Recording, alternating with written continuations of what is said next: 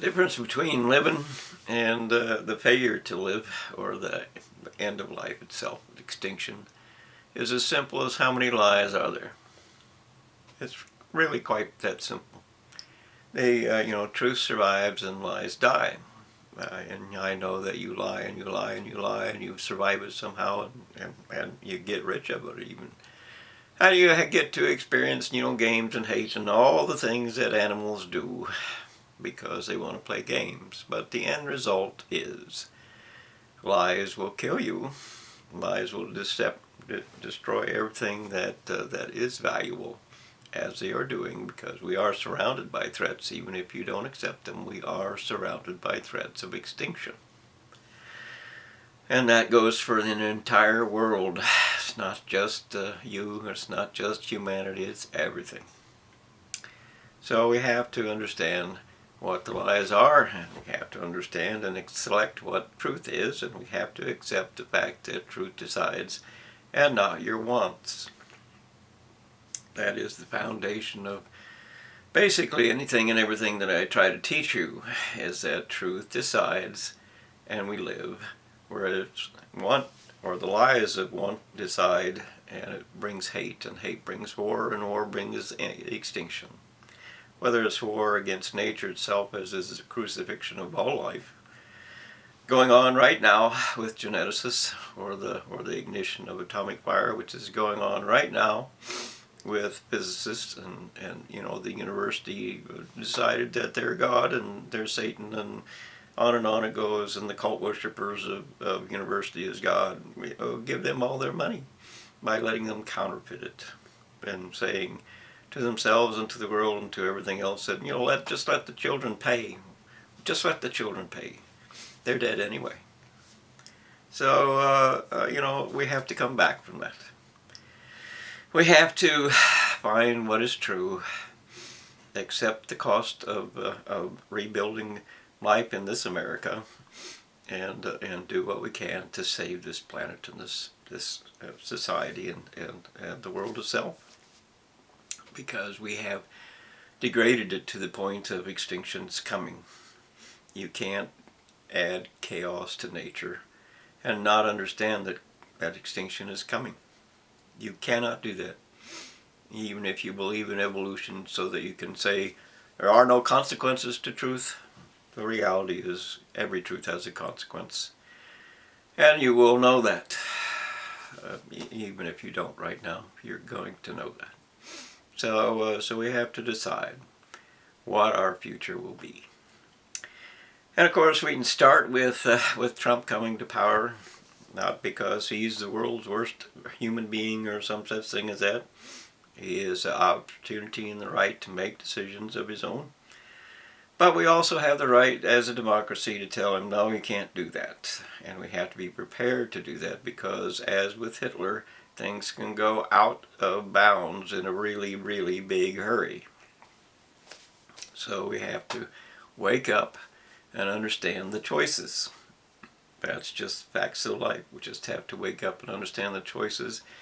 And he is by far not the only one that we have to understand. There is cancer throughout this nation and throughout this world. The cancer of human failure, the university sewage of humans can be God, and so on. We have to do it, or we die. That's up to you. I can't make you do it. You have to do it on your own. But we can start with what is really, really simple. And what is really, really simple is Trump promises to put enormous tariffs on everything. And there is absolutely no reason to have a tariff unless every penny of that tariff goes to creating competition that we need back in this United States, which means that we have to use that tariff money to create the businesses that will fight against our need to import anything, which was destroyed by university no's, as they trampled upon everything that democracy means. By throwing away everything, they created slavery, and that's what they did. They created slavery.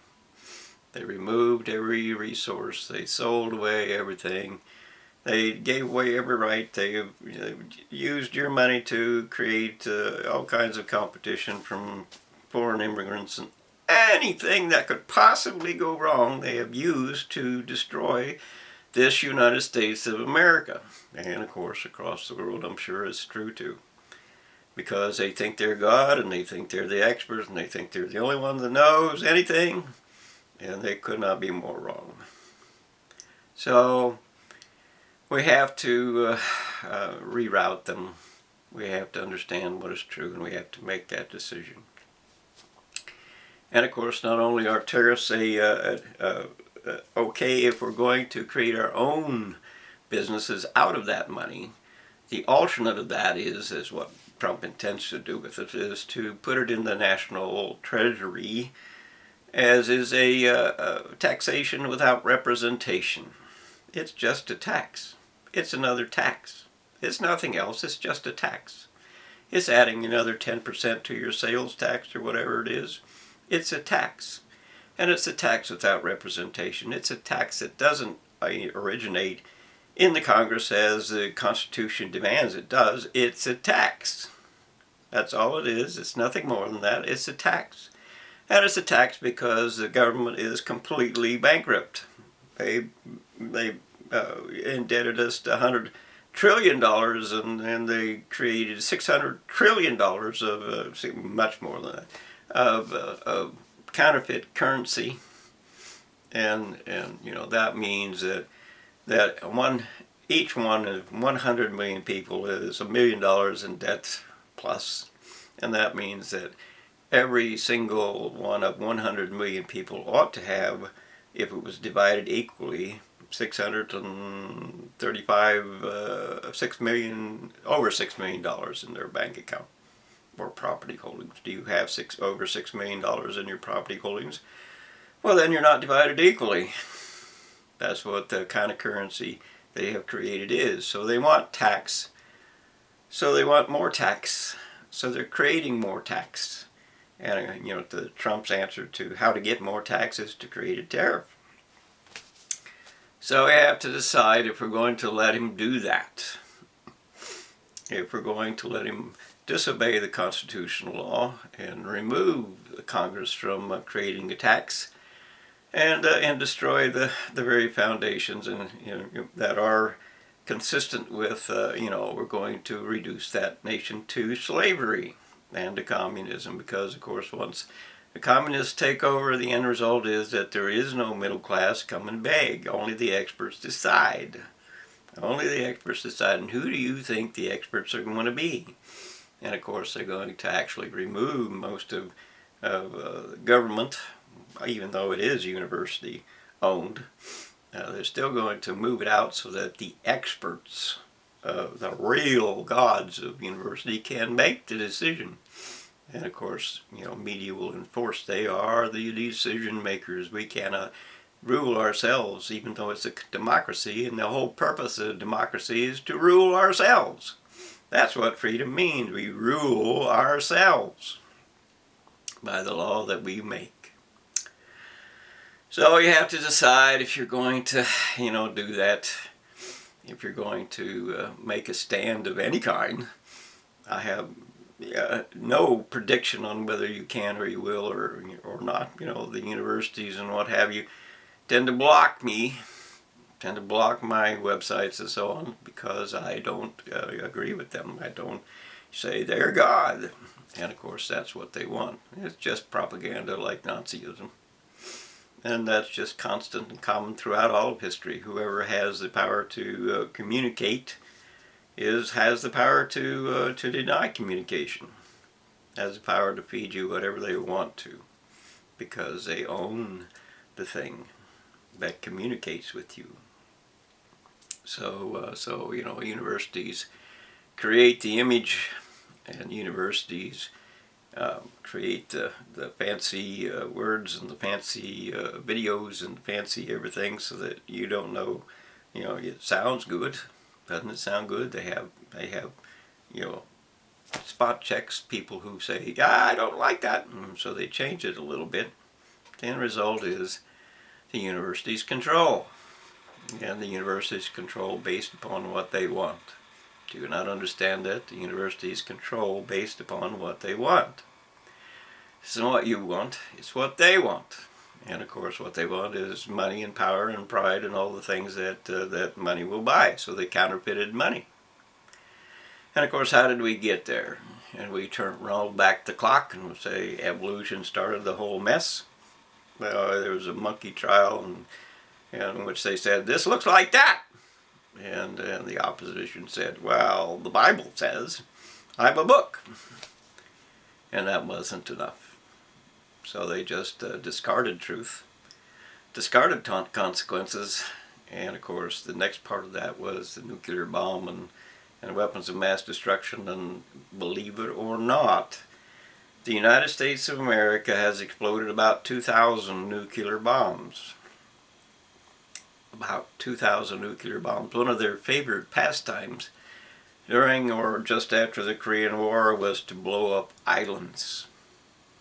They blew up islands with atomic bombs to make the world fear. That was the purpose, to make the world fear.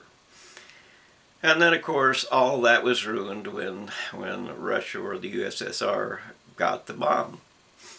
So then they started making it. And then Kennedy went to Vietnam as preparations for World War III, whether you believe it or not. He put weapons on their border to start that World War III, going to take advantage. And then Cuba came up, and the missile crisis of that, make a decision now. And then, of course, the real thing that stopped Kennedy from going on was the missile, the surface-to-air missile that knocked down planes. Oops, wasn't planning on that. Oh well. And then, of course, the whole purpose of the moonshot, going to go to the moon, was to build bigger rockets to go to Russia, because at that time the society complained you can't build bigger rockets to create, move bigger bombs. But they would let him, or they didn't deny him the right to go to the moon, which ended up with $1 trillion in debt that Carter tried to pay back. And the world said, or the nation said, I don't want to pay. But the fact of the matter is, you created the debt and you owed the debt and so on. He made a mistake. He should have just devalued the money. But nonetheless, Reagan came, sold all the gold out of Fort Knox. Where do you think the gold you buy come from? And that's how he made his improvement to society, and media latched on and said how great you are, even though they were told he's selling the gold out of Fort Knox, and it was obvious he was. They didn't want to stop him because they wanted the money. And then, of course, had to give away the entire government of this United States to the universities for that little plan. And so here we are today with a nation filled with greed, because when they gave, and the universities gave themselves $1 million raises, the entire nation practically went and beat down their door. And then, of course, they had to do something with their graduates, so they took over the entire factories and everything about the nation so that their graduates could have a job. And then the entire worth and reality of the United States fell into the hole as they sold us out, as they removed everything that was true and put into place the indoctrination of university as God.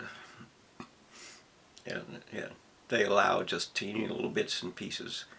As with global warming of, this is bad, but not very much, because that's not what the people want. That's not what the people want to hear. They want to be free of all responsibility, free of all consequences, free of everything.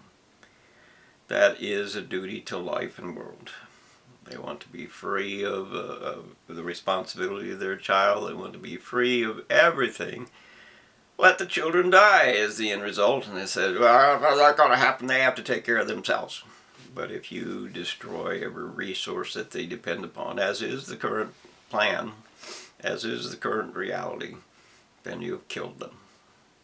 If you completely destroy with genetic chaos everything about nature that we depend upon, you have killed them. You have assassinated your children. If you continue to mutilate seed, you have assassinated your children. You know, and genetics are no game. No game. There are, you know, a quadrillion things that are going on inside every living thing. You don't know any of them. Or just the tiniest, tiniest, tiniest little bit of grain of sand worth out of an ocean. Beaches. You need to accept the fact that you're not God. You need to stop the university from playing God. How is that not true?